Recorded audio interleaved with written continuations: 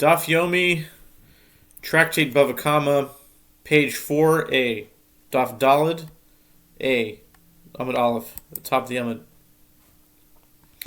And the defining characteristic of the category of eating, of Shane, where it is not the objective of the animal to cause damage, is not similar to the defining characteristic of the category of goring, where the objective of the animal is to cause damage. The Gemara asks, but isn't it possible to derive goring from eating by means of an a fortiori inference, which means a kal v'chomer? In the case of eating, where it is not the objective of an animal to cause damage, its owner is liable. With regard to goring, where the objective of the animal is to cause damage, should the owner not all the more so be liable? The Gemara answers, nevertheless, it was necessary for the Torah to state the case of goring, as it might enter your mind to say that the owner is exempt, just as he is exempt in the case where his slave or maidservant causes damage. When a slave or maidservant causes damage, it is not so that although their objective is to cause damage, even so, their owners are exempt from liability. And so too, when one's animal causes damage, it is no different. To dispel this notion, the Torah explicitly states that one is liable for damage caused by the primary category of goring. Rav Ashi said, is that to say that in a case where one's slave or maidservant causes damage, there is not a substantial reason to exempt the master? In that case, there is concern that perhaps his master will provoke him, and in retribution he will go and set fire to another stack of grain.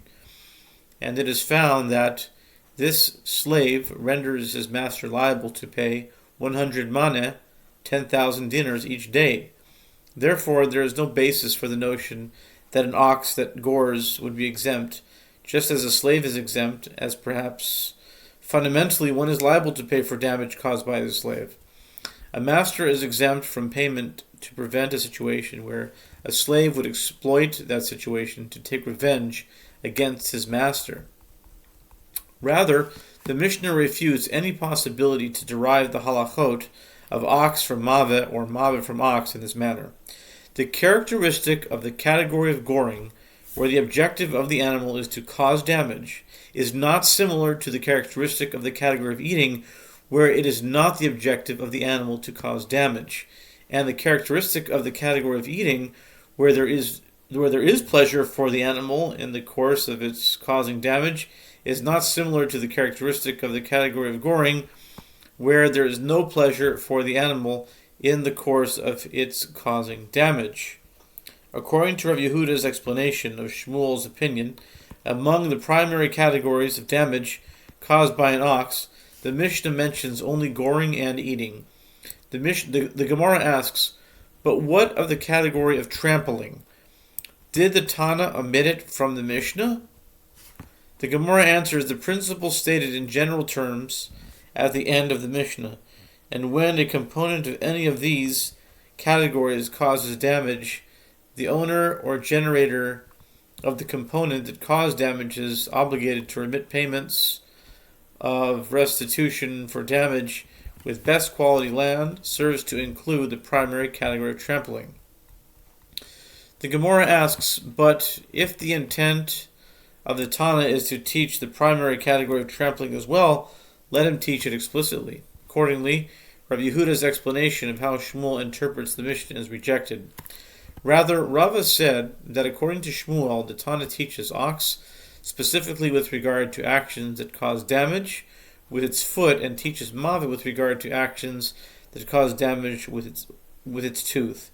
And when the Mishnah contrasts ox with mave, this is what the Tana is saying. The defining characteristic of the primary category of trampling, where its damage is commonplace, is not similar to the defining characteristic of the primary category of eating, where its damage is not commonplace, and the defining characteristic of the primary category of eating, where there is pleasure for the animal in the course of its causing damage, is not similar to the characteristic of the primary category of trampling, where there is no pleasure for the animal in the course of its causing damage. According to Rav Yehuda's explanation of Shmuel's opinion, among the primary categories of damage with regard to an ox, the Mishnah mentions only goring and trampling. The Gemara asks, but what are the primary category of goring? Did the Tana omit it from the Mishnah? The Gemara answers, the principle stated in general terms at the end of the Mishnah, and when a component of any of these categories causes damage, the owner or generator of the component that caused damage is obligated to remit payments of restitution for damage with best quality land, serves to include the primary category of goring. The Gemara asks, but if the intent of the Tana is to teach the primary category of goring as well, let him teach it explicitly. The Gemara explains it is with regard to those categories of damage where the animal is forewarned from the outset and the owner is liable to pay for the entire damage the first time his animal causes damage that the Tana of the Mishnah speaks. But with regard to those categories of damage where the animal is initially innocuous and the owner is liable to pay only half the cost of the damage caused by his animal and the animal is ultimately forewarned, the Tana of the Mishnah does not speak of them. With regard to goring, the first 3 times an ox gores a person or an animal, the owner of the ox pays only half the damages. This is because an ox is considered forewarned with regard to damage categorized as goring only after it attacks 3 times. After addressing the reason that Rav did not say that Mava refers to eating, in accordance with the explanation of Shmuel, the Gemara asks, and as for Shmuel, what is the reason that he did not say that Mava refers to man, as does Rav?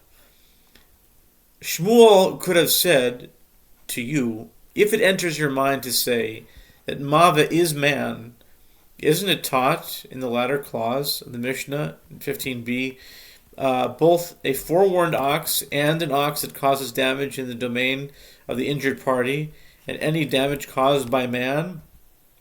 Apparently, man was mentioned in the latter clause of the Mishnah because it was not mentioned in the first clause.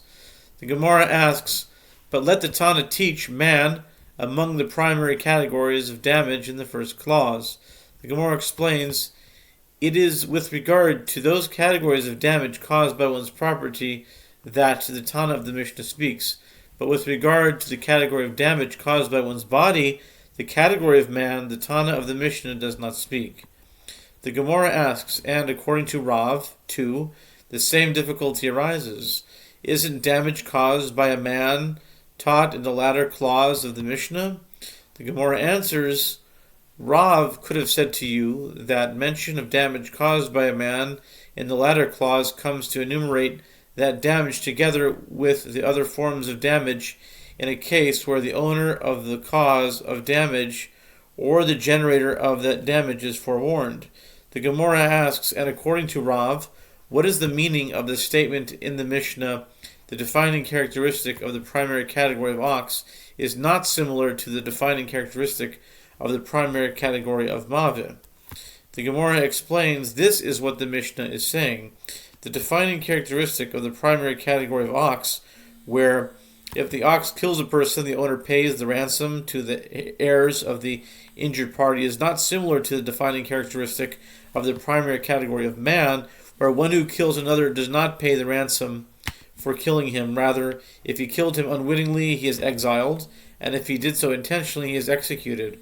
And the defining characteristic of the primary category of man, where if one injures another, he is liable to pay 4 types of indemnity: pain, humiliation, medical costs, and the loss of livelihood, in addition to payment for the damage, is not similar to the defining characteristic of the primary category of ox, where the owner of the ox is not liable to pay 4 types of indemnity and is liable to pay only the cost of the damage.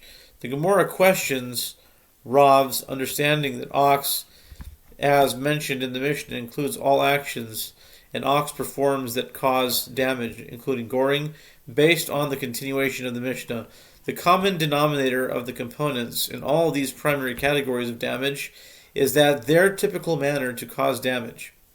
It is their typical manner to cause damage. The Gemara asks, but is it the typical manner of an ox to cause damage by goring? The Gemara answers, the statement in the Mishnah is with regard to a forewarned ox.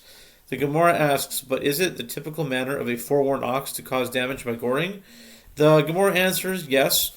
Once it was forewarned after goring repeatedly, its typical manner is to cause damage by goring. The Gemara questions Rav's understanding that Mava is the primary category of man. Is it man's typical manner to cause damage? The Gemara answers, the statement in the Mishnah is referring to the damage one causes while sleeping. The Gemara asks, is it the typical manner of a person to cause damage while sleeping? The Gemara answers, since one contracts and extends his limbs while sleeping, it is his typical manner to damage objects placed next to him. If Mava is referring to man, is it correct to state, as the Mishnah does, in its enumeration of common denominators of the primary categories, and responsibility for their safeguarding is incumbent upon you? That formulation is appropriate in cases where one is safeguarding another person, animal, or item. When applied to the primary category of man, it would indicate that responsibility to safeguard one person is incumbent upon another person. With regard to man, responsibility for safeguarding his body is incumbent upon him alone, not upon anyone else. The Gemara responds, and according to your reasoning, that the formulation and their safeguarding is incumbent upon you and indicates that Mava is not man, that there is a difficulty with that which the sage Karna taught in the Brisa. There are 4 primary categories of damage, and man is one of them. That Brisa continues and states that one common denominator is their safeguarding is incumbent upon you. With regard to that Brisa, the same question rises. With regard to man, responsibility for safeguarding his body is incumbent upon him, not upon anyone else. And the wording of Karna is imprecise. Rather, just as Rabbi Bahu said to the Tana, who was reciting the Brisa in the study hall, teach the Brisa, and with regard to man, responsibility in safeguarding his body is incumbent upon him.